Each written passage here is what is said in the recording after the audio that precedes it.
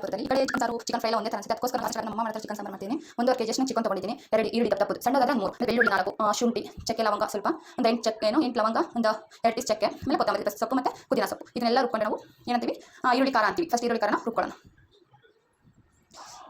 ಖಾರ ರುಬ್ಕೊಂಡಿದ್ದೀನಿ. ಇದಕ್ಕೆ ಒಂದು ಸ್ವಲ್ಪ ಚಿಕನ್ ಹಾಕ್ಬಿಟ್ಟು ಸ್ವಲ್ಪ ಖಾರ ಪುಡಿ ಹಾಕ್ಬಿಟ್ಟು ಚಿಕನ್ ಉರಿದ್ರೆ ಇನ್ನೂ ಸಖತ್ತಾಗಿರುತ್ತೆ. ಸಾಂಬಾರು ಇದರ ಫ್ರೈ ಕೂಡ ಮಾಡ್ಬೋದು. ಬರೀ ಈರುಳ್ಳಿ ಖಾರ ಹಾಕೊಂಡು 2 ಸ್ಪೂನಷ್ಟು ಎಣ್ಣೆ ಹಾಕೊಂಡು 2 ಸ್ಪೂನ್ ಎಣ್ಣೆ ಹಾಕೊಂಡಿದ್ದೀನಿ. ಅದಕ್ಕೆ ಈಗ ನಾನು ಈರುಳ್ಳಿ ಖಾರನ ಹಾಕೋತೀನಿ. ಒಂದು 10 ನಿಮಿಷ ಬೇಯಿಸ್ಕೊತೀನಿ. ಈರುಳ್ಳಿ ಖಾರ ಹಾಕಿದ್ದೀನಿ. ಅದಕ್ಕೆ ಒಂದು ಸ್ವಲ್ಪ ಅರಿಶಿನ ಪುಡಿ ಹಾಕೊಂಡು ಹಸಿ ಸ್ಮೆಲ್ ಹೋಗ್ತಕ್ಕ 5 ಮಿನಿಟ್ಸ್ ಬೇಯಿಸ್ಕೊತೀನಿ.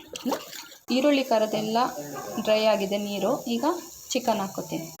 ಚಿಕನ್ ಹಾಕಿ ಒಂದು 10 to 15 ಮಿನಿಟ್ಸು ನೀರೆಲ್ಲ ಚೆನ್ನಾಗಿ ಬಿಟ್ಕೊಂಡು ಚೆನ್ನಾಗಿ ರೋಸ್ಟ್ ಆಗಬೇಕು. ಇದರಲ್ಲಿ 1/4 ಭಾಗದಷ್ಟು ಬೆಂದಿರಬೇಕು ಈರುಳ್ಳಿ ಖಾರದಲ್ಲಿ.